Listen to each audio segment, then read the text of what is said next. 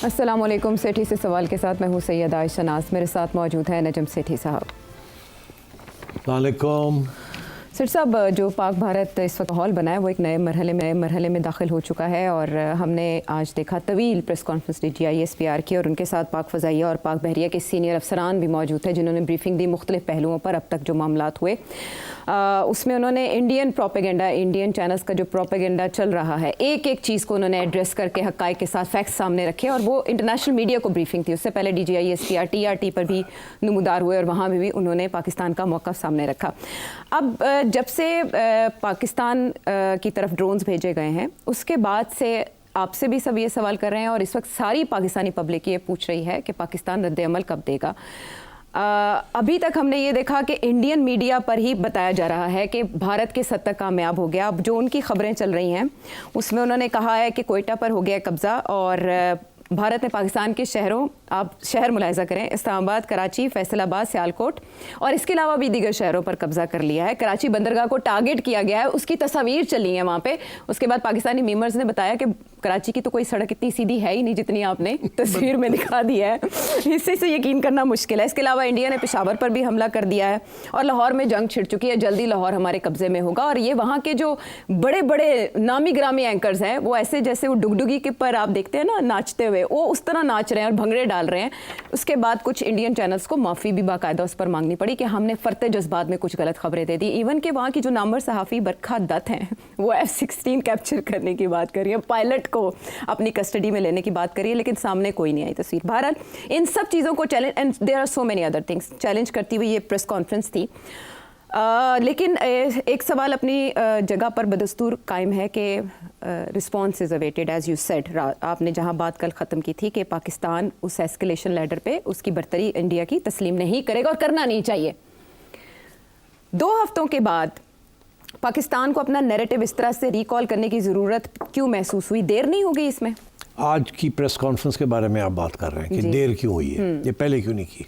जी, मुख्तसर जवाब दूँ या लंबा जवाब दूँ? मेरे ख्याल है जो सूट करता है इस माहौल में। इस माहौल में देखिए बहुत सी कन्फ्यूजन तो चल ही रही थी ना कि कितने जहाज़ गिरे हैं, ये ड्रोन्स कहाँ से आई, वो उन्होंने कहाँ कहाँ अटैक किया, क्या वो कैंप्स थे, क्या वो घर थे, क्या वो मसाजिद थे। तो बहुत से सवाल खड़े हुए थे जी। और कोई इस किस्म की प्रेस कॉन्फ्रेंस नहीं हुई थी जिसने फ़ौरन मीडिया को बुला के और तफसील से हर एक सवाल का जवाब दिया जाए। मेरा ख्याल है कुछ तो चीज़ें इकट्ठी की जा रही थी। फॉर एग्ज़ाम्पल आज उन्होंने इंडियन चैनल्स से जो तनकीदी जायज़े लिए जा रहे हैं, जहाँ जहाँ शॉर्ट्स हैं जो शहरियों के वो इकट्ठे किए जा रहे थे, तो वक्त लगता है इन चीज़ों में। और एक प्रेजेंटेशन तैयार की जा रही थी। अच्छा। फिर उन्हें पता था कि सवाल खड़े होंगे कि जिसका ताल्लुक एयरफोर्स के साथ है जी। और इसीलिए फिर ज़रूरी था कि एयरफोर्स के लोगों को भी बिठा लिया जाए। ये पहली दफ़ा ऐसे हुआ है क्योंकि ख़ुद तो वो फ़ौजी हैं जी, DGISPR, तो नेवी और एयरफोर्स को भी बिठा लिया था साथ जी। और क्योंकि सारा तवज्जो जो है इस वक्त J-10 के ऊपर है, डॉग फाइट के ऊपर है, कितने आए कितने गए कैसे हुआ, बहुत सी दिलचस्पी इसके ऊपर बात करते हैं, तो उनको बैठाना बड़ा ज़रूरी था। बिकॉज आपने देखा चैनल्स के ऊपर भी एंकर्स ने रिटायर्ड एयर मार्शल्स वगैरह को बुलाया हुआ है और उनसे पूछ रहे हैं क्या हुआ क्या नहीं हुआ। तो मेरा ख्याल है ये ठीक किया इन्होंने। अच्छा। और थोड़ा सा वक्त चाहिए होता है कि अपनी बयानिया को तैयार करना, सवालों के जवाब के इकट्ठे करने वक्त लगता है। और उससे पहले तो आपको पता है कि एक ऐसी सूरत हाल थी कि ये नहीं पता लग रहा था कि अभी कोई ड्रोन आया, अभी कोई हमला एक और आया, या हम करने जा रहे हैं या नहीं करने जा रहे हैं। तो ये जब से ये फ़ैसला ये किया कि हमने रिटेलिएशन करनी है या नहीं करनी, तो उसके अंदर आपने देखा कुछ वक्त लग गया है। उसके अंदर एक नेशनल सिक्योरिटी काउंसिल की मीटिंग भी हुई है जिसके बाद फिर ये कहा गया कि हमें इजाज़त मिल गई है पाकिस्तान की अफवाज को कि वो ख़ुद सेलेक्ट करेंगे कब नहीं करेंगे, और काबीना ने उनके हवाले कर दिए। वो भी एक टाइम गेन करने की कोशिश थी कि थोड़ा टाइम और मिल जाए ख़ुद अंदर डिस्कशन करने के लिए और ये भी देखने के लिए कि दुनिया का क्या मौक़िफ़ है। अच्छा। तो मेरा ख्याल है इसलिए टाइम गेन कर रहे थे, क्योंकि जो भी हम रिस्पॉन्स करें वो उसमें कोई गलती ना हो जाए उस रिस्पॉन्स में, क्योंकि उस रिस्पॉन्स के 2-3 पहलू हैं। एक पहलू ये है कि कितना एस्केलेटरी होना चाहिए, किस हद तक जाना चाहिए आगे, कहाँ कहाँ अटैक करनी चाहिए, और इंडिया का रिस्पॉन्स क्या होगा।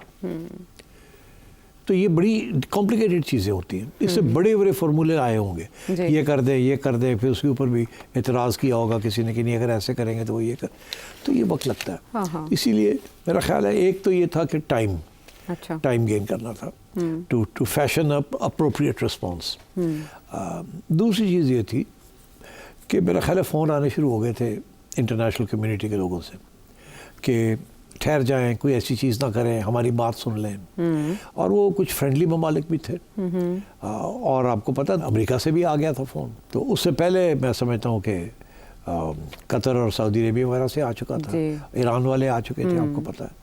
तो ये होता ऐसे ही है कि या तो आप पूछे बगैर, किसी की एडवाइस लिए बगैर पहले से फैसला करके कुछ कर दें, बाद में देखा जाएगा।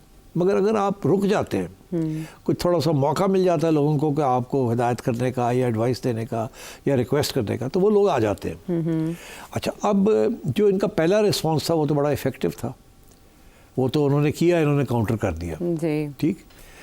अब जो आगे वाला रिस्पांस है वो कहते हैं ना ये तो डिफेंसिव था, अब हमने रिटेलिएट करना है, ये तो और एस्केलेशन आप पे है। तो उसके लिए फिर आपको पता है कि लोगों ने कूद गए बीच में कि जी रोक दे, ना करें, ये करें, वो करें।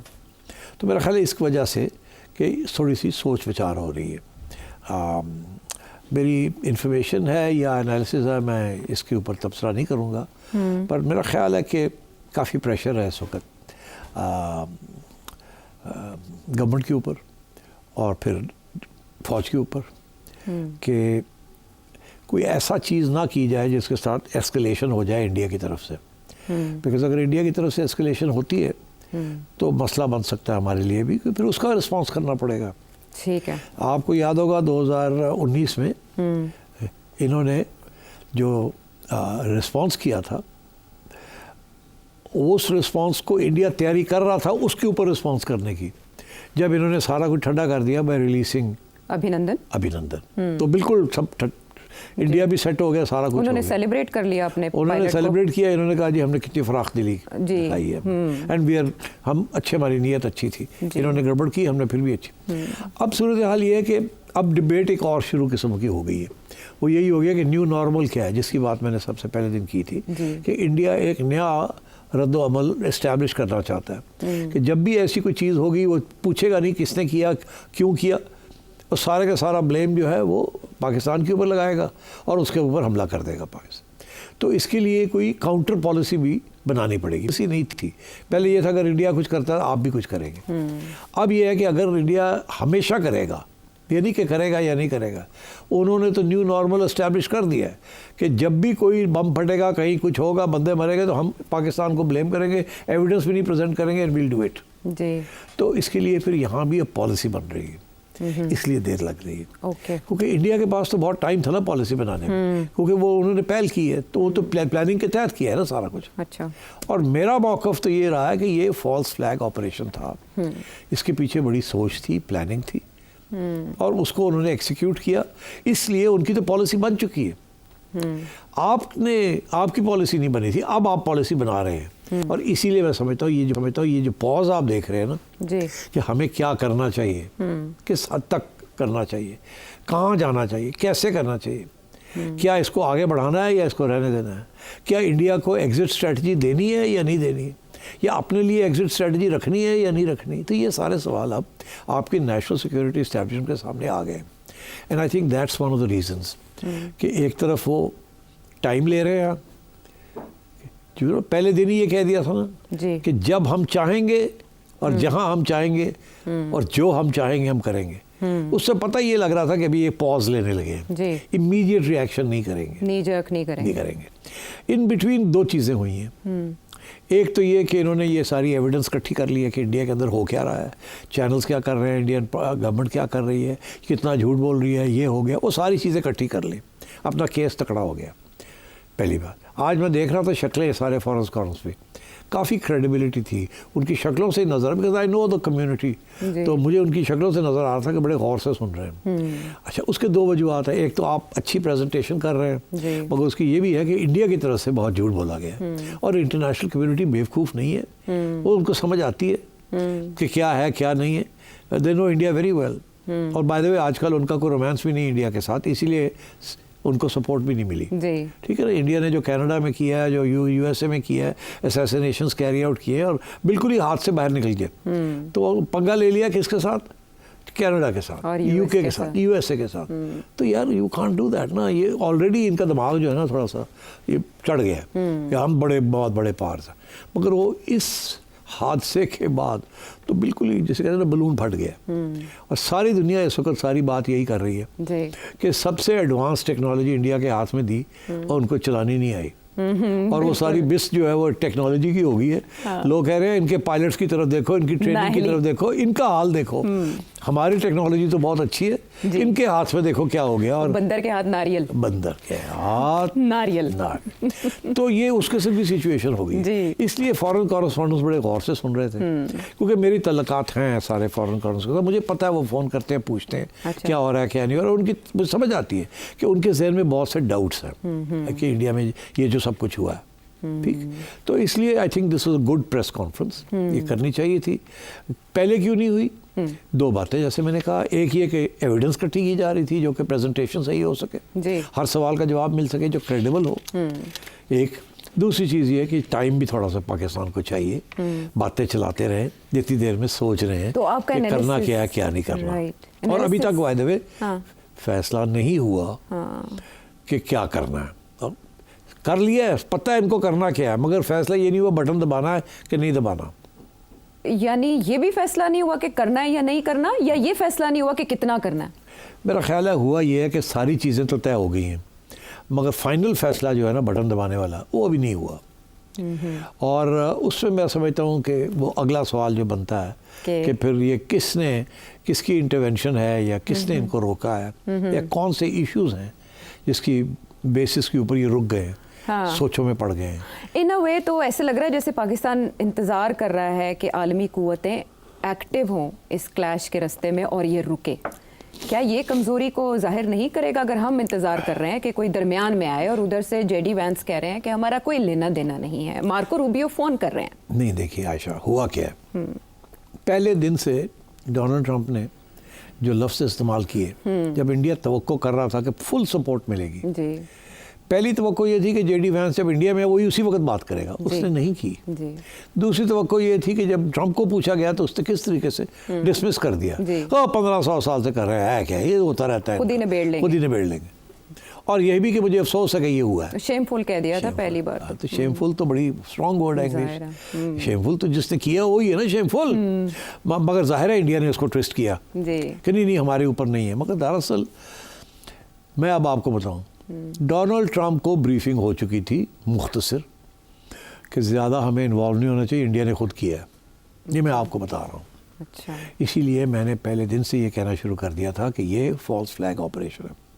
इसीलिए मैंने 2000 का हवाला दिया था, बिल क्लिंटन जब आया था वहाँ, और मैंने पूरी एविडेंस प्रेजेंट की थी आपको इसी टेबल पे बैठ के कि चतीस सिंहपुरा में क्या हुआ था और क्लिंटन उसके बारे में क्या सोचता था। और मेरा ये मौक़िफ़, जिसको हिंदुस्तान के सो कॉल्ड एनालिस्ट और एकेडमिक्स ने मुझे गालियाँ दी कि मैं झूठ बोल रहा हूँ, और किताब से ये निकाला वो निकाला, दरअसल वो सारा झूठ था उनका। और वो मैंने जब एस्टैब्लिश कर दिया तो मैंने एवं नहीं किया था, वो आई रिमेंबर्ड क्या हुआ था। असी भी तो पुराने घोड़े है ना, हाथी है, याद वो कहते हैं ना an elephant never forgets, memory बहुत अच्छी होती है। तो वो मुझे भी याद था 2000 में क्या हुआ था। And I had read that introduction by Clinton at that time, जब ये किताब बैन हुई थी। मुझे क्यों इंटरेस्ट था इस चीज़ में, I am a publisher also ना, मैं किताबें भी शाया करता हूँ। मुझे सारी दुनिया की कंट्रोवर्सीज किताबों के ऊपर जो है मुझे पता है। फलानी किताब छपी, फलानी किताब को विड्रॉ करना पड़ गया, उसके अंदर ये लिखा हुआ था, उसके ऊपर ये उसको बैन कर दिया, उसको विड्रॉ कर दिया, उसकी तब्दीली कर दी, उसके अंदर पेजेस फाड़ के फिर नए पेजेस लगा दिए। ये I know all about this all over the world. अभी इंडिया में हाल ही में एक इंडिया हिंदुइज़्म के ऊपर एक किताब छपी, इतनी मोटी किताब है, by a woman American scholar called Wendy Doniger. उसके अंदर बीजेपी और आरएसएस वालों को बड़ी तकलीफ हुई, उसने जो बातें लिखी थी अबाउट हिंदुइज्म, कुछ ऐसी बातें थी, वो तारीखी, it's a huge big book, शोर पड़ गया तो बैन हो गई वहाँ। अच्छा। और वो जो नई एडिशन जो इंडिया में छपी है उसके अंदर से वो चीज़ें निकाल दी गई हैं। मेरे पास बारे में दोनों एडिशंस हैं, जो ओरिजिनल भी है और ये जो अमेंडेड एडिशन है वो भी है। और तो मैं इस किस्म की चीज़ें होती रही हैं वहाँ। सो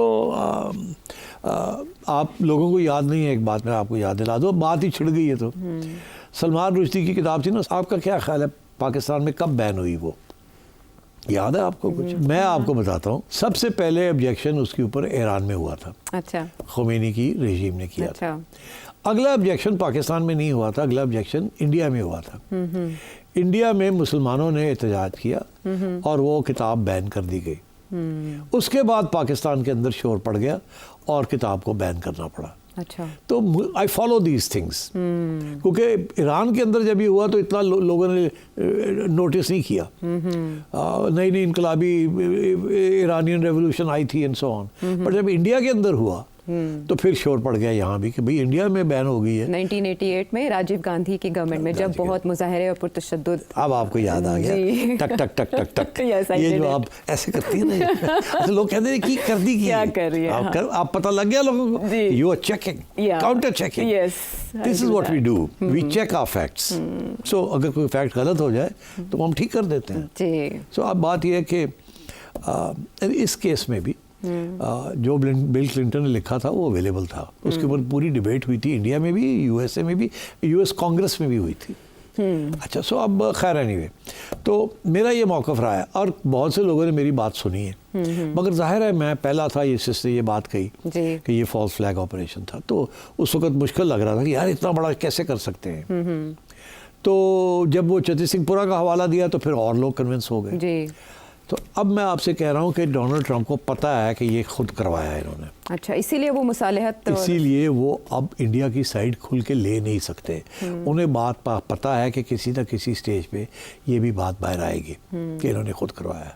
आज नहीं, कल, कल नहीं, परसों। शायद अमेरिकन सोर्सेज ही ये बात कर डिस्क्लोज कर दे, किताब लिख दें, जैसे बहुत कोई और लिखे उसमें ये कह दे। तो डोनाल्ड ट्रंप नहीं अपने आप को दिखाना चाहता कि यार मुझे पता था कि इन्होंने खुद किया है, इसलिए वो दूर हो गया इससे। और ये कह रहा है शेमफुल यार, और ना ही वैंस ने को बात की उस वक्त, ना ही डोनाल्ड ट्रंप ने, वो थोड़ा दूर हो गए। इंडिया को बड़ी तकलीफ हुई है। जब वो थोड़े दूर हुए तो बाकी इंटरनेशनल कम्युनिटी जो है वो भी खड़े हो गए, यार एक ही हुआ है, अमेरिकन सपोर्ट नहीं कर रहे। इंडिया तो इतना बड़ा अलायंस पार्टनर है अमेरिका का अगेंस्ट चाइना इन क्वाड, इकट्ठी ड्रिल्स हो रही है, ट्रेनिंग हो रही है, इंडियन ओशन में हो रही है, वैसे इकट्ठे। तो ये क्या हो गया? India is the latest partner of the United states. America NATO से दूर हो रहा है, इंडिया के करीब हो रहा है, और इंडिया को सपोर्ट नहीं किया इस चीज़ के ऊपर। और पाकिस्तान के साथ तो अमेरिका के इंटरेस्ट अब बहुत कम रह गए हैं। एक ज़माने में 80% ऑफ पाकिस्तान के हथियार जो थे वो अमेरिका से आते थे, अब 30% रह गए, अब 20% रह गए, 80% चाइना से आ रहे हैं। तो Pakistan has moved towards China, America has moved away from Pakistan, and America and India have come together. इस स्टेज के ऊपर अमेरिका ने इंडिया का सपोर्ट नहीं दिया एंड अपने आप को दूर कर लिया। जाहिर है वो इंडिया के खिलाफ तो नहीं जाएगा, बिकॉज इतने बड़े स्टेक्स हैं। एक तो ये, to answer your question, that is why. मगर बाय द इसी वजह से बाकी लोग कूद पड़े अंदर। वो सोचा this a great time, America दूर हो गया पाकिस्तान से, तो हम जाके अपना कोई रोल अदा करें, जिसके अंदर शुरू में ईरान ने कोशिश की, मगर इंडिया एक्सेप्ट नहीं करेगा ईरान को। अच्छा, हाँ, India will not accept that. Similarly ये कतर वतर, इनको इंडिया नहीं एक्सेप्ट करेगा। Saudi Arabia is a different ball game. Saudi Arabia का डिप्टी फॉरेन मिनिस्टर पहले इंडिया गया है और फिर यहाँ आया है। उनकी जो मीटिंग्स हुई हैं, कुछ ना कुछ आएगा, ठीक है। और उससे मेरा ख्याल है यही कहा जाएगा कि सऊदी कह रहे हैं कि हम तैयार हैं कोई रोल अदा करने के लिए, और हिदायत यही कर रहे हैं कि पाकिस्तान जो है सोच समझ के अगला कदम उठाए, अगर किसी तरीके से इसको रोका जा सकता है तो रोके। वो पाकिस्तान को हिदायत कर रहे हैं। और मैं आपको ये भी बता दूँ क्यों वो पहले इंडिया के पास गए और फिर पाकिस्तान के पास आए। ये भी एक क्वेश्चन है। ये वज़ीर ममलिकत बराए ख़ारिजा और मार्को रूबियो ने वज़ीर ख़ारिजा, सऊदी वज़ीर ख़ारिजा से फ़ोन पे भी रब्ता किया, जिसके बाद ये एफर्ट शुरू हुई हैं। जी, उन्होंने कहा है इनको, सऊदियों को अमरीकनों ने कहा है। अच्छा, और इम्पोर्टेंट बात ये है, ये नहीं कि सऊदीज़ को किसने कहा है, ठीक है, वो तो वैसे भी ना भी कहते तो सऊदीज़ ने रोल कोशिश करनी थी प्ले करने की। सऊदीज़ के बहुत बड़े इन्वेस्टमेंट्स हैं इंडिया पाकिस्तान में। इंडिया में तो 10 गुना ज़्यादा है फ्रॉम पाकिस्तान इन्वेस्टमेंट्स। अभी नरेंद्र मोदी कहाँ गए हुए थे? वहीं से तो वापस आए सऊदी अरब से। हाँ, उसी यात्रा पे थे। तो मैं समझता हूँ कि वो पहले क्यों गए हैं इंडिया के पास, ये सवाल बड़ा इंपॉर्टेंट है। हाँ। पहले पाकिस्तान के पास क्यों नहीं आए?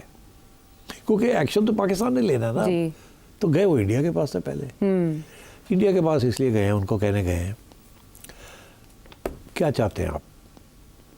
अच्छा। लड़ाई करनी है या इसको रोक देना है यहाँ? और मैं आपको बता दूं इंडिया ने क्या कहा है, रोक दे। अब तुम भी फिर इधर आ जाओ, मैं उधर चला जाता हूँ। नहीं, बस वो इतना ही कर सकते थे कि मुंह छुपा लें। कि देखें जो होना था हो गया जी, हमने जो करना था कर दिया। इन्होंने भी कार्रवाई कर दी जो कि करनी थी। हम तो नहीं तस्लीम करते कि इतने जहाज़ हमारे गिरे, पर जो भी है हो गया ना, उन्होंने कर दिया जो करना था। अब हम इसको आगे नहीं बढ़ाना चाहते। तो अगर पाकिस्तान रुकता है तो फिर हम कुछ नहीं करेंगे, हम और कुछ नहीं करेंगे, क्योंकि हम एस्केलेशन नहीं चाहते। ये इंडिया ने दे दिया पैगाम सऊदी अरेबिया को। अच्छा। कि अगर पाकिस्तान और कुछ नहीं करता तो हम कुछ नहीं करेंगे, मगर अलबत्ता अगर वो करता है तो फिर हम भी मजबूर हो जाएंगे, हमें भी कुछ करना पड़ेगा। ये पैगाम लेके वो आया है यहाँ कि अगर आप कुछ नहीं करेंगे तो इंडिया और कुछ नहीं करेगा। That will be the end of the matter. आप इतने जहाज़ गिरा लिए हैं, बस करो। आप समझो यही आपका रिस्पांस है। सारी दुनिया आपको वाह वाह कर रही है, नोट्स ले रही है आपसे। सारी दुनिया आपके आगे पीछे हो रही है कि तुसी कीता की है, किंज कीता किस तरह कीता। और चीनी जड़े ने हार लेके बैठे ने, और की चाहिए और ले लो, ठीक है। और अमेरिका अपना सर स्क्रैच कर रहा है, होया कि हमारा एलआई इतना बड़ा, वो लाइन पिट गई उसकी, और वो चीन ने उधर से बैठ के इंडिया की लाइन पीट दी है। असल में तो ये टेक्नोलॉजीज का एक जायजा तो वो उस पर डिस्कस करते हैं। तो मैं ये समझता हूँ कि सऊदीज़ यहाँ आए हैं पहले उनसे लेके एश्योरेंस कि तुसी और कुछ नहीं करोगे, हम जाके पाकिस्तान को समझाते हैं। और इंडिया ने कैटेगोरिकली कह दिया सऊदीज़ को कि हम और कुछ नहीं करना चाहते, हमने जो करना था कर लिया। ठीक है, हमने वो 5, 6, 10, 15 वहाँ मिसाइल फेंक दिए। तो इन्होंने भी, अगर हमने उनके 30-32 बंदे मार गए हैं तो इन्होंने भी LOC के ऊपर तो हमारे काफ़ी बंदे मार दिए। तो अब बस करें, ठीक है। ये of the record he confess कर रहे हैं, अदरवाइज वो बता तो नहीं करेंगे। मैं चिड़िया की खबर दे रहा हूँ। तारड़ साहब ने भी बताया, काफ़ी तादाद बताई थी उन्होंने इंडियन सोल्जर्स की। तो कहते हैं यार हो गया, उन्होंने साढ़े बंदे मारते, 80 उन्होंने मारे, उन्होंने साढ़े मारते, साढ़े जेट भी गिराते रहे। तो बस करो, ठीक है, वी आर ओके, साड़ी भी कोई इज्जत रहने दो। नहीं तो फिर अगर आप इन्होंने कुछ और किया तो फिर हमें भी करना पड़ेगा, फिर एस्केलेशन हो जाएगी। तो सऊदीज़ ये पैगाम लेके आए हैं। अच्छा। यहाँ बात सुनी है सऊदीज़ की। देखिए, अमेरिका की बात आप ना सुने तो कोई बात नहीं, फ़र्क नहीं पड़ता। वो देते क्या आपको? वो कुछ भी नहीं देते, एक IMF ही रह गया है। IMF ने भी किस्त की मंजूरी दे दी है, खबर हो जाए। इंतज़ार यहाँ यही थी कि पहले वो हो जाए। मगर इसका ये मतलब नहीं है कि अगर अभी गड़बड़ करेंगे तो अगली भी आनी है, वहाँ IMF आपको टाइट कर देगा। देखिए ना, IMF का ये मौक़िफ़ होगा जो अभी है, मगर उन्होंने कहा कुछ नहीं, बिकॉज अभी आपने किया कुछ नहीं। अगर जंग छिड़ जाती है तो आपकी इकोनॉमी जो है, डिफेंस फोर्सेस को पैसे और देने पड़ेंगे। अच्छा। अगर पैसे आप और देंगे तो कहाँ से लाएंगे? तो वो IMF के जो कर्जे ले रहे हैं वहीं से देने पड़ेंगे ना। तो IMF तो ये बात नहीं पसंद करेगा। इसलिए ये इस दफ़ा तो उन्होंने ओके कर दी है, बिकॉज अभी आपने वो एक्शन नहीं लिया। कल आप वो एक्शन ले लेते हैं तो फिर अगली जो ट्रांच आनी है वो फिर IMF रोक लेगा। वो कहेगा नहीं ये क्या हुआ, या आप और कहीं से पैसे इकट्ठे करें तो या हम आपको और नहीं देंगे। तो ये खतरा है। ठीक। तो इसलिए मेरा ख्याल है this is one of the reasons why the Saudis have come here. और इन्होंने ये जो पॉज लिया है ना, इसको मैं कहता हूँ स्ट्रेटेजिक पॉज। ये टैक्टिकल पॉज नहीं है। अच्छा। टैक्टिकल पॉज वो होता है कि आप रीग्रुप कर रहे हैं और फिर आप अटैक करेंगे। अच्छा। ये स्ट्रेटेजिक पॉज है कि सोचना ये है कि अब हमारी पॉलिसी क्या होगी। अगर हमने इसको करना है रिटेलिएट, तो उसके बाद फिर एस्केलेशन की तैयारी होनी पड़ेगी। ये नहीं कि इंडिया चुप कर जाएगा, वो करेगा कुछ। तो यहाँ आके बात अब रुक गई है। बिल्कुल ठीक है। That is what I am trying to tell you. अभी यहाँ बहुत बड़ा स्ट्रेटेजिक फैसले होने हैं। हाँ ठीक है, ये जो बात यहाँ आके रुक गई है, यहाँ पर हम गुफ्तगू को भी रोकेंगे, क्योंकि अगर पाकिस्तान रिटेलिएट करता है तो ये चेन लगता है, लेकिन अगर पाकिस्तान नहीं करता तो पाकिस्तान कहाँ खड़ा है और क्या करेगा, ब्रेक के बाद कंटिन्यू करेंगे।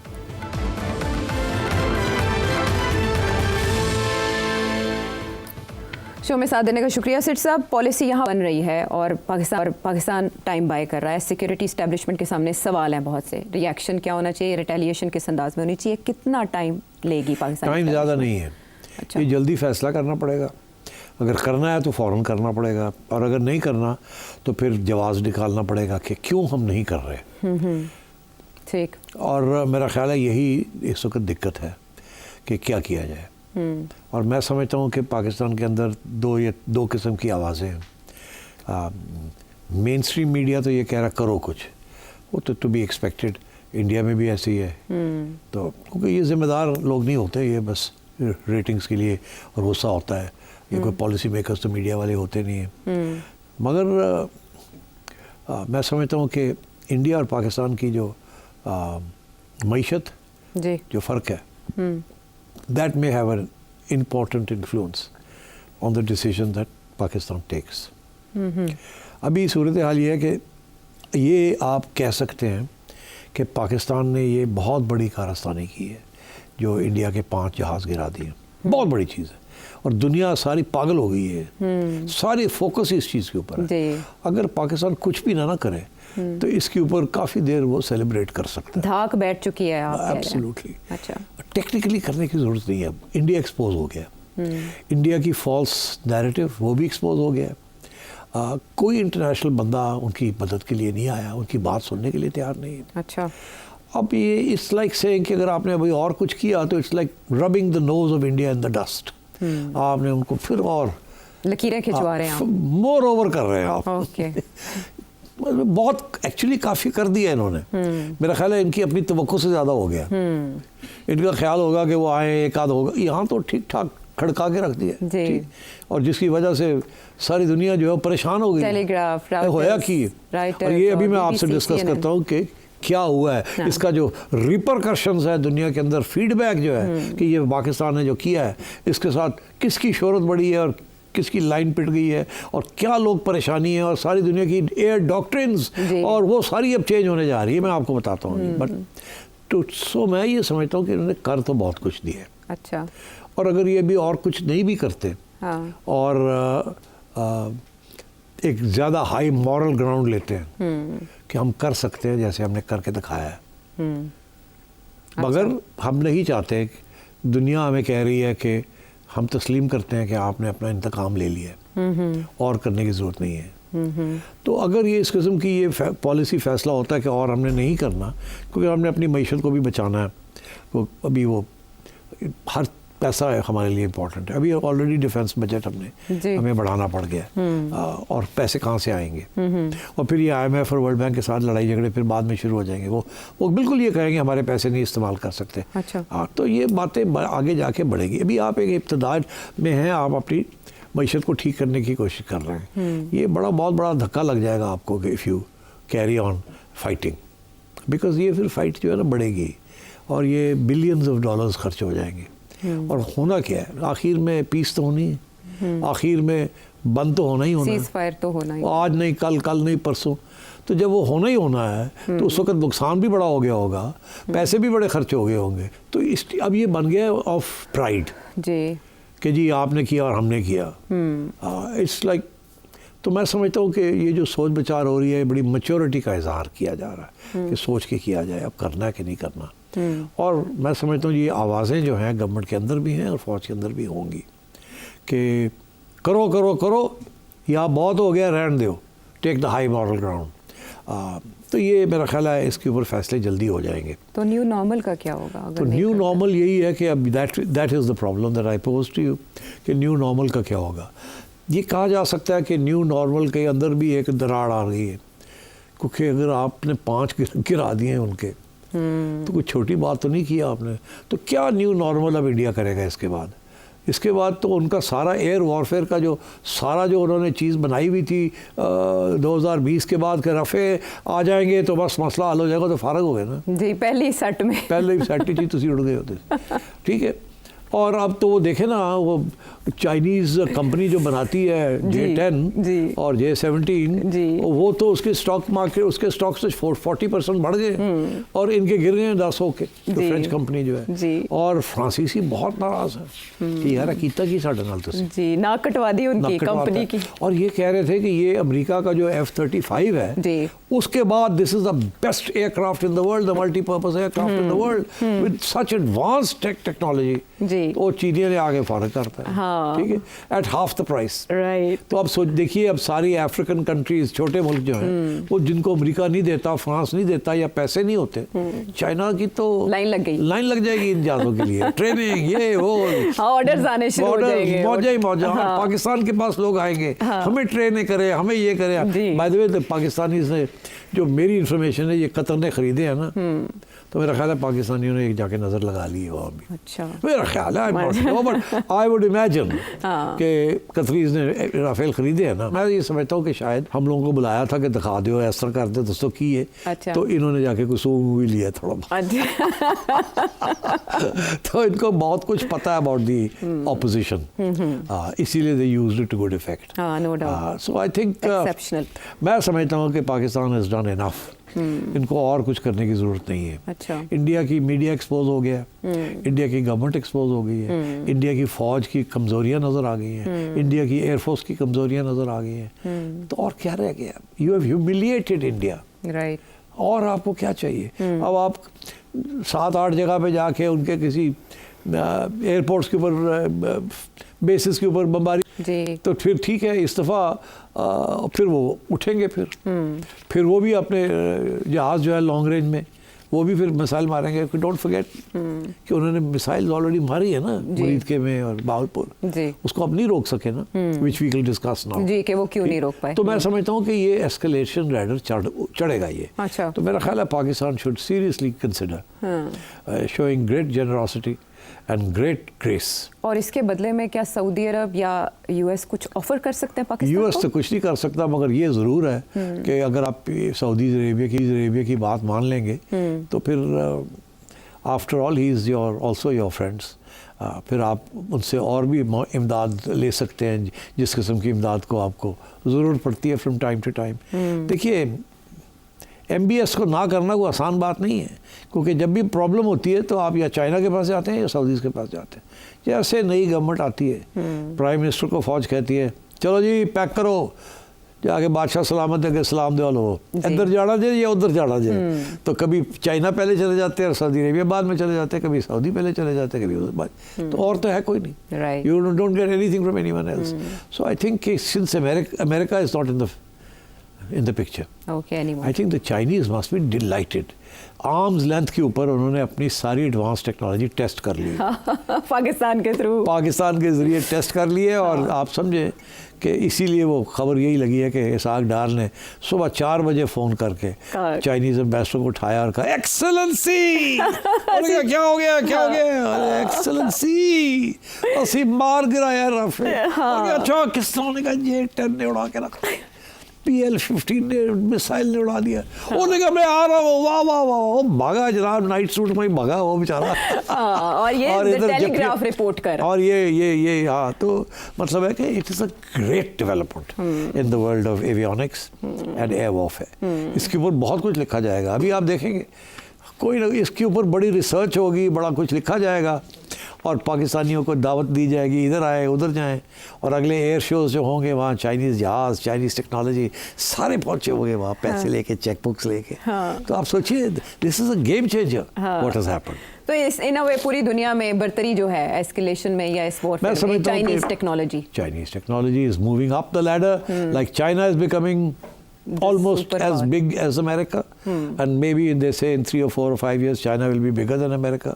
तो इसीलिए अमेरिका को तकलीफ हो रही है। और in technology also it is now quite clear, knockout कर दिया कि चाइना ने जो एडवांसेस किए हैं और टेस्ट हो गए हैं। ये आमतौर पर ये टेक्नोलॉजी टेस्ट नहीं होती ना, सिर्फ वॉर में टेस्ट होती है। तो ये वॉर तो हो गया ना, तो चाइनीज तो फ्री फंड टेस्टिंग हो गई, ठीक है कि। तो आई थिंक इसके साथ चाइना पाकिस्तान रिलेशन और तकड़े हो जाएंगे, इससे इंडिया थोड़ा सा घबरा जाएगा पीछे कि यार ये नेक्सस जो है हम आगे डिस्कस कर सकते हैं कि चाइना ने एक्टिवली हेल्प कैसे की है। ये तो आ गई ना, दे दिया, मगर इसके आगे भी बातें हैं। ठीक है, लेकिन चाइना भी यही चाहेगा कि कॉन्फ्लिक्ट ना बढ़े मजीद।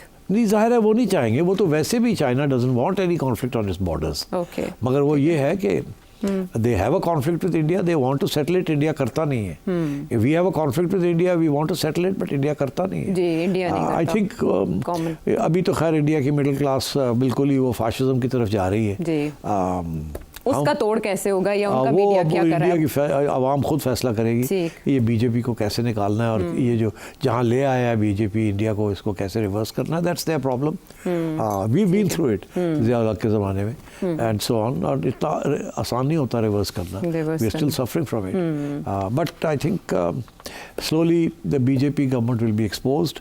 मेरा ये प्रेडिक्शन है कि अगली इलेक्शन बीजेपी नहीं जीतेगी। This will come to haunt them. ये जो हुआ है सब कुछ, जो मर्जी कर ले वो, ये एक्सपोज हो गए। इंडियन मीडिया एक्सपोज हो गया। इंडियन मीडिया तो अपने आप को बचा लेगा बाय रिट्रीटिंग, और अपनी गलतियां तस्लीम कर लेगा by now becoming more critical of the BJP. But BJP will lose ground. Kashmir के अंदर उनका जो बयानिया था कि हमने 80% नॉर्मलसी कर ली है, बस इक्का दुक्का रह गया, वो भी हो जाएगा, वो सारा धज्जियाँ उड़ गई। अब जिस तरीके से कश्मीरी स्टूडेंट्स को, कश्मीरियों को in the rest of India treat किया गया, तो वो कंफर्म हो गया। इंडिया की मीडिया को भेजा वहाँ के, जाके उनसे कोई बयान निकलवा लो।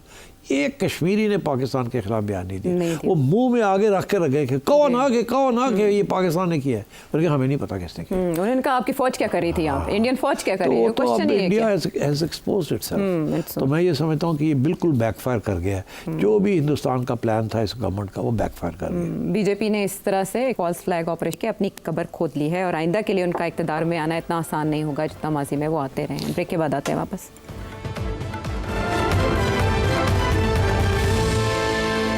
Welcome back to the show. सिट साहब, चाइना के किरदार की बात हो रही थी, किस हद तक चाइना ने मदद की? देखिए, ये इसमें बात जो सामने नहीं आ रही, क्योंकि टेक्निकल बात है। अच्छा, अभी जो बात हो रही है कि जी J-10 जहाज, उसका रेडार, उसकी इलेक्ट्रॉनिक्स, उसकी कम्युनिकेशन इक्विपमेंट और उसकी मिसाइल्स, द PL-15, ठीक, इसकी बात हो रही है कि ये कितनी रेंज की मिसाइल है, ये इसका रेडार कैसे है, कहाँ तक जाता है, ये होता है, ये सारी बातें हो रही है। जहाज़ की और टेक्नोलॉजी की बातें हो रही है। जो बात नहीं हो रही वो बात मैं भी कर देता हूँ कि it is not just a question of the J-10, अच्छा, it is not just a question of the missiles. Okay, ये सिर्फ उसकी बात नहीं है। ये एक पूरा प्लेटफॉर्म है जिसके अंदर कंप्यूटर्स, कम्युनिकेशन, कॉम्बैट, इंटेलिजेंस, ये सारी चीज़ें मिक्स हैं इसके अंदर। और ये सिर्फ ये बात ही जहाज़ उड़ गया और डॉग फाइट हो गई, ये वैसे नहीं है। इसके अंदर बहुत सी इनपुट है। जहाज़ के साथ, पायलट्स के साथ बाहर बैठे हुए लोग उसको गाइड कर रहे हैं। एवैक्स जो जहाज़ में ऊपर हैं, they are guiding the missiles. ये एक पूरा सिस्टम है जो कि किसी के पास दुनिया में नहीं है इस वक्त, जो चाइनीज़ ने और पाकिस्तानियों ने मिल के डेवलप किया विद द रिज़ल्ट कि मिसाइल जहाज़ जो जहाँ से मिसाइल जाती है उसको गाइड करने वाले भी बाहर बैठे, और मिसाइल एक स्टेज तक वो लेके जाते हैं, उसके आगे फिर उसका जहाज़ की अपनी टेक्नोलॉजी है वो टेक ओवर कर लेती है। बहुत कुछ है इसके अंदर। ये 3, 4, 5 एलिमेंट्स हैं इसके अंदर जो कि सारे इकट्ठे होते हैं, तो फिर जाके ये होता है। और ये न इंडिया को भी ये नहीं पता था, और हमने भी पहली दफ़ा ये पूरा नेटवर्क जो है इसको इस्तेमाल किया है to make the skills. They were not dog fights, they were a very advanced way of communication, navigation, computerisation, electronic jamming, targeting, guidance, बहुत कुछ था इसके अंदर। It was not just the jet, it was not just the missile, and it was not just the pilot, the split second in which decisions have to be taken. अगर वो 2 second 3 second के बाद कोई फैसला करता तो शायद वो जो राफे थे वो उनकी मिसाइल्स इनकी तक पहुंच जाती। उनकी भी तो सिर्फ 50 किलोमीटर का फ़र्क है ना रेंज के अंदर। तो मतलब है उनको नहीं पता था कि इनकी रेंज इतनी है। तो वो आगे आ गए, उन्होंने भी फायरिंग करनी थी, उन्होंने पहले कर दी। ये टारगेट लॉक अगर करने ये का थोड़ी मौका देर नहीं भी दिया। फैसला हो जाता या अभी ठहर जाओ सोचो, पहले तो ये होता था डॉग फाइट होती थी, या आप उनके एयर स्पेस पे चले जाते थे या वो आपकी एयर स्पेस पे आ जाते थे। अभी तो हुआ नहीं, वो उधर थे आप इधर थे जी, उन्होंने बिफोर दे कर ओपन देयर या वो टारगेट लॉक करते, हाँ लॉक करते, इन्होंने उनको जैम कर दिया और वो ब्लाइंड हो गए जी। और मैं कहता हूँ कि वो जब ब्लाइंड हो गए तो उनमें से एक दो तो ब्लाइंडनेस की वजह से गिर गए, क्योंकि इलेक्ट्रॉनिक्स ही जैम हो गए थे। उनको the pilots didn't know what to do, they had no control over their aircraft. तो ये सारी चीज़ें, ये सब सरप्राइज था। अब हमें भी सरप्राइज था कि ये वर्क कर गया, because we had never tested these things.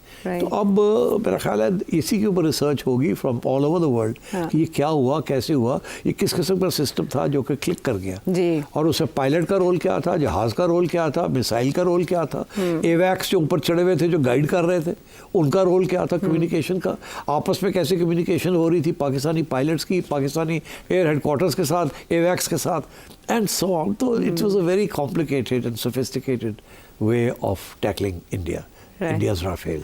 इसीलिए it's a state of shock. मेरा ख्याल है हमें भी शॉक मिला है थोड़ा सा। क्यों वी हैव डन इट?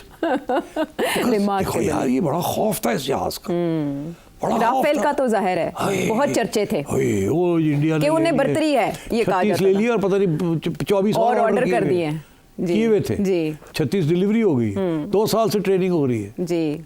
अभी आखिरी बैच तो अभी आया, अप्रैल में ऑर्डर किया, उससे पहले ट्रेनिंग हो रही थी, मगर ये कोई छोटी चीज़ तो नहीं थी। तो इसलिए आई थिंक द पाकिस्तानीज इसको और सोफिस्टिकेटेड करेंगे।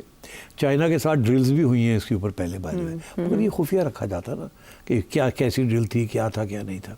But I think most important मेरा ख्याल है कि during this critical period Chinese experts were also giving input to the Pakistanis. This is my sense, I don't know, मगर मैं समझता हूँ कि चाइनीज सैटेलाइट्स ने हेल्प की या नहीं की, आई डोंट नो। बिकॉज देखिए satellites are very important during such times जी, फ्रीक्वेंसी क्या, बिकॉज पाकिस्तान के अपने सैटेलाइट्स तो है नहीं, अमेरिकन सैटेलाइट्स से तो आपकी हेल्प नहीं करनी। तो ये एडवांस वार्निंग जो मिलती है, अगर वो 300 मील दूर है उनका जहाज जी, तो इनको कैसे पता कि वो जहाज जो है आ रहा है, तो इनका रेडार तो जाता नहीं आता। तो सैटेलाइट्स तो कर सकते हैं ना डिटरमिन कि वो चढ़ गए उधर से 300 मील से और वो आ रहे हैं जी। और इस लेवल तक अभी उनकी रेडार आप तक पहुंचा नहीं है, मगर आपका पहुंच रहा, पै जाओ। तो ये बड़ी चीज़ें हैं कि हमारे एवैक्स के साथ कोई और सैटेलाइट कम्युनिकेशन हो रही थी, नहीं हो रही थी, वी डोंट नो। ये आहिस्ता आहिस्ता ये बातें निकलेंगी। But I think the Chinese PLA, People's Liberation Army, is one of the most advanced armies in the world. उनकी जो टेक्नोलॉजिकल इनपुट है that is phenomenal। और अभी एक इंडियन एक्सपर्ट है, उनकी तरफ से ये वाज़े कर दिया उन्होंने कि चाइना हैज़ द पावर कि इंडिया की सारी जो इलेक्ट्रॉनिक्स है या जो कम्युनिकेशन सिस्टम्स हैं उसको जैम करने की भी इनके पास कुव्वत है, और अमेरिकन इन्फ्लुएंस को भी चैलेंज कर दिया है बहुत कुछ। So I think India will have to go back to the drawing board. इसीलिए मैं समझता हूँ कि वो चाहते हैं कि बंदी हो जाए, बस कर दो, अगर कुछ कीता तो सानू करना पड़ेगा, फिर साड़ी पिटाई ना हो जाए, इसलिए बेहतर है कि we are ready to call it today. That's what's इससे आगे वो नहीं जा सकते। तो अब ये हमने देखना ये है कि हमारे लिए चॉइस ये है, या तो हम हाई मॉरल ग्राउंड लेके कहे जी दुनिया ने हमें रिक्वेस्ट की है, हमने दिखा दिया हम क्या कर सकते हैं, हम ये भी कर सकते हैं, ये भी कर सकते हैं, ये भी कर सकते हैं, and we are warning India ਹੁਣ ਤੁਸੀਂ ਕੀਤਾ ਤੇ ਅਸੀਂ ਛੋੜਾਂਗੇ ਨਹੀਂ ਤੁਹਾਨੂੰ, ਅਸੀਂ ਕਰਕੇ ਦਿਖਾਤਾ ਤੁਹਾਨੂੰ, ਤੁਹਾਡੇ ਬਾਕੀ 24 ਜਿਹੜੇ ਰਹਿ ਗਏ ਨੇ ਵੀ ਫਰਕ ਕਰ ਦੇਣਗੇ ਐਂਡ ਸੋ ऑन। मतलब धमकी देनी है ना, मगर बैक छोड़ दो, ठीक, you will gain a lot of goodwill. But on the other hand then वो जो बात नई डॉक्ट्रिन की बात हो रही है, वो ये बड़े लोग हैं जो कहेंगे जी एक तो बारी करना चाहिए, छोड़ना नहीं चाहिए, कौड़ा घुट करना पड़ेगा, घास खाना पड़ेगा, नहीं तो ये इंडिया वाले फिर चढ़ जाएंगे किसी स्टेज पे, इनको सबक तो सिखाना पड़ेगा। तो इस वक्त अगर कोई प्रॉब्लम आती है IMF के साथ तो देखा जाएगा उस वक्त बाद में, अभी तो कुर्बानी देने का वक्त आ गया है, तो वी शुड डू इट। तो दोनों पॉइंट से व्यू चल रहे हैं, या हो सकता है ये कोई ऐसी चीज़ फैसला करे कि इंडिया को पैगाम दे दे कि हम ये करने जा रहे हैं जी, छोटा मोटा, तुसी ਇਹਦੇ बात कुछ ना करना। अच्छा, अंडरस्टैंडिंग डेवलप हो जाए किसी के जरिए। NSAs का राब्ता तो हो गया लेकिन उसका कोई आउटकम नहीं पता चला। नहीं, वो मेरा ख्याल है वो सिर्फ इमरजेंसी के लिए राब्ता हुआ है, हॉटलाइन। ये इस किस्म की चीज़ जो है पहले तो यही सऊदीज़ जो हैं they will play a role. अगर तो पाकिस्तान ने फुल फ्लेश्ड रिटेलिएशन की, ठीक, तो फिर आप समझिएगा सऊदी एफर्ट्स आर फेल्ड। अगर इन्होंने ना की या सोची समझी की, जिसके साथ इंडिया एस्केलेशन की तरफ नहीं जाता, उनको भी एग्जिट मिल जाती है, ठीक, जिसको वो उसका समझते हैं ऑनरेबल एग्जिट। उन्होंने अपनी आवाम को गोली देनी है, हमें अब देने की जरूरत नहीं है, हमने तो करना तो कर लिया, हम ना भी कुछ करें, साड़ी आवाम बड़ी ओ जी ऐसी ट्राई करती थी, ठीक है। कश्मीरी भी जाग गए, बाउंस रिबाउंड कर गया वहाँ पर, तो ये सारा इंडिया के गले पड़ गया, छिड़ गया, गले पड़ गया। दुनिया नोबडी बिलीव्स इंडिया, राइट, बहुत लॉस ऑफ गुडविल हुआ है इंडिया का। I think India will have to think twice आगे इस किस्म की चीज़, अगर उसने फॉल्स फ्लैग करके पाकिस्तान के ऊपर हमला करना है, they will think twice about it. So I think part of the message has been conveyed. अब आई थिंक इससे ज़्यादा मेरा मुनासिब नहीं कि मैं कोई बात करूं, मेरे पास वो इन्फॉर्मेशन नहीं है और वो ज़िम्मेदारी नहीं है जो कि हमारे नेशनल सिक्योरिटी के एडवाइज़र्स हैं और जो हमारी फ़ौज है और जो हमारे सियासतदान इन नो हैं।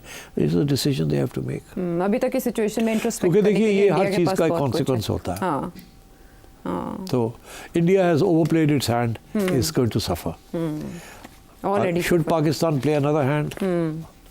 पाकिस्तान पे हम फैसला छोड़ देते हैं। आपने उसके सारे पहलू तो बयान कर लिए, आईपीएल और पीएसएल के हवाले से जो भी हुआ, ये जिसकी नज़र हुआ, जंगी हिजान की नज़र हुआ, उस पर भी आने वाले शोज़ में हम करते रहेंगे। अभी तक की सिचुएशन पे आपने एनालिसिस जाना, सवाल हो आपके जहन में, पूछिए इस नंबर पे। अगले प्रोग्राम तक के लिए इजाज़त दें।